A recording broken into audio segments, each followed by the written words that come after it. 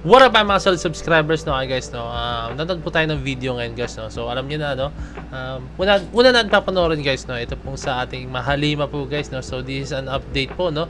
Regarding po sa tour nila sa ibang bansa po, guys, no? So tingnan natin maigi. So this is a video of I am Pop Price po, guys, no? Kanya po itong video na papanoorin natin, no? So titingnan natin, no? Kasi may caption siya rito, guys, eh. Medyo nakakaano siya, eh. Talaga, pagtaka, no? So SB19 North America Tour sold out in minutes. Producer answers why SB19 chose smaller venues. Ako meron akong idea kung bakit po smaller venues ang kinuha ng ating Mahalima, no? So hindi sila sumugal sa bigger venues or hindi sila sumugal sa mga ganong klaseng bagay, no? Kasi meron akong idea regarding sa ganyan, no? Pero kaya na naman nila. I think kaya naman nila, no? Pero para mas safe lang, no? Mas safe lang, no? Kasi isa na rin doon, guys, sabi ko na sa inyo, isa sa mga tingin ko, isa na rin sa tingin ko dyan, guys, is pag nag-risk sila po niyan is talagang napakalaking expense po ang ilalabas po talaga nila, guys, yung marketing, no? So like kailangan nila makapag reach pa po ng mga maraming tao, no? Kasi amin man sa hindi, guys, no? Ito po talaga yung totoo, no? Although na alam natin marami na po nakilala talaga sa ating Mahalima, no? Pero hindi pa po lahat talaga sa ibang bansa, no? Hindi pa lahat talaga totally nakilala sa ating Mahalima. Sa ating bansa, sa Pilipinas, guys, sobrang very well known na po ang ating Mahalima, no? Kahit po yung mga basher dyan, kailan na po ang ating Mahalima. Diba? Pero sa ibang bansa, guys, it's a risk po talaga, no? Pero alam mo yun, ito, panoorin na lang po natin, guys, no? Okay, let's go.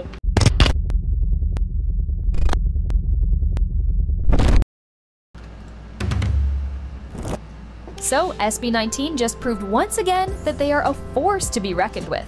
Their North America tour ticket sales just opened, and fans wasted no time securing their spots.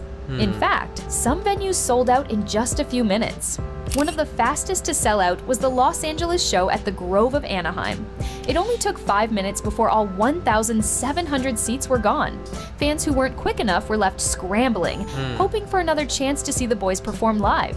Isa pa sa mahirap, guys, na hindi sila pwedeng mag day 2, no? Mga mag day 2 or day 3. Correct me if I'm wrong lang, baka habang pinapanood nyo itong video to, meron na po, no? So hindi sila pwedeng mag day 2, day 3 kasi po sa ibang bansa, guys, no, hindi ganun kadali mag-schedule, hindi ganun kadali mag-book ng venue, no? Hindi siya ganun kadali, guys. Unlike po dito sa Pinas. Syempre, andito tayo, no? Hindi na kailangan maglabas ng extra expense, like kailangan pumunta ron na set up ng ganito, no? Kasi pag sa Pinas talaga, syempre andito na po yung natin, yung mga resources natin, di ba? Like kunyari pag kailangan natin ng day 2, day 3 or hanggang day 10 pa yan, guys. Pero syempre hindi na nahayaan na mangyari kasi sobrang pagod na po ang ating Mahalima pag nangyari po yung ganito. Pero sa ibang bansa, guys, napakahirap po no. So eto nga, sold out na po ito in 5 minutes, no? So hindi po baka meron silang gawing hakbang, pero I'm pretty sure, guys, no, mahihirapan silang mag-strategize kung anong gagawin nila, no? Kasi ulitin ko, hindi ganun kadali mag-book ng isang venue. And hindi rin ganun kadali, kahit hindi lang sa venue, no, mag-process po talaga lahat ng mga papers pag magko-concert kayo sa ibang bansa po talaga, guys. Hindi yan isang click lang na sabihin mo na, oy, tatawagan mo yung venue. Magko-concert nga pala kami dyan, i-reserve nyo kami. Hindi ganun, guys. Marami silang papers na gagawin since business side, syempre to, na magano kayo ng tickets, and then at the same time mga promotions, diba? So meron pong like kailangan sa mga nakatataas po sa ibang bansa is kailangan meron po yan, kailangan bigyan sila ng authority na mag-held ng concert, no? So hindi ganun kadali po yan, guys, okay? San Francisco was no different. The show, set to take place at the Fox Theater in Redwood City, also sold out quickly. This venue has a capacity of around 1,300 seats, and Star Media Entertainment confirmed that all tickets were taken. Meanwhile, other stops on the tour are also filling up fast. In Calgary, the venue has a capacity of nearly 3,000 and only a few seats are left. Vancouver, which holds about 1,800 people, is also close to selling out. Honolulu is in the same situation, with fans rushing to grab their tickets before it's too late. With how fast these tickets are selling, many fans are now calling for bigger venues. Some are saying that the demand clearly shows SB19 could fill larger arenas. After all, their talent and growing fan base deserve a bigger stage. Actually guys, kaya naman kasi talaga yan. No? Yun lang, kailangan lang talaga nila maging safe. No? So may kita nyo rito guys. No? Saan ba yun? So sa ibang venue guys, no? na sold out na po siya. Pero may mga venues pa rin po guys na hindi pa siya sold out. Pero hindi malabo yan guys. Sold out po agad yan. Maniwala kayo sa akin. No? Pero syempre, kailangan lang po silang pumunta ron sa yung hindi ganun ka yung risk niya is hindi sobrang po talaga, no? Sobrang taas, no? So, although alam natin guys, pag pumasok ka sa ganyang larangan or sa business side, no, may risk po talaga yan, no? Pero syempre, hindi po biro po talaga, no? Since alam naman po talaga natin guys na 1Z Entertainment po, no, talagang yan, hindi ko sinasabing bago pa lang siya. Although matagal na siya, no? Matagal na niyang hinahandle ang SB19. Pero syempre, sa mga ganong klaseng bagay is bago pa lang sila, no? Like, nag-held na sila ng concert before. Oo, I think marami na po silang nagawa na. Pero yung ganito kasi masyadong malaki po ito. Masyado pong malaking risk po talaga ito. No? Doon muna sila sa mga humble beginnings pa muna. No? Pero alam mo, bigyan na sila ng time. Pag dumating naman yung time guys na tingin natin kayang-kaya nila and alam natin, like maraming fans na nagde-demand. No? So ayan, I think makukuha na po ng ng 1Z Entertainment. Ay, marami ng fans na nagde-demand. Okay, sige. Sa next concert natin dito sa lugar na to, try naman nating maghanap ng venue na mga 5,000 plus yung seating capacity hanggang umangat. No? So, paunti-unti lang muna. No? Huwag yung isang bagsakan. No? Kasi, di ba, mahirap na rin po guys na, alam mo yon yung mga bashers dyan, di ba? Sabihin nila, kunyari, nag-bigger venue ang ating Mahalima, tapos biglang hindi ganun na sold out agad, no? Pero sooner or later, sold out, no? Siyempre, marami na po na naman silang masilip niya, maniwala kay sa akin. May mga ganyan mga fans Hindi fans mga bashers po talaga. No? So, alam mo yun, naalagaan din nila siyempre yung yung parang image. Di ko alam kung tama yung term na image, no? Basta yung yung pagiging yung pag-strategize nila sa mga bagay, inaalagaan lang din nila na walang masilip po yung mga bashers dyan, no? Di ba? All, their talent and growing fan base deserve a bigger stage. One fan shared on X that they had a conversation with one of the concert's producers. When they asked why SB19 was performing in smaller venues, the producer reportedly said that bigger venues would mean higher ticket prices.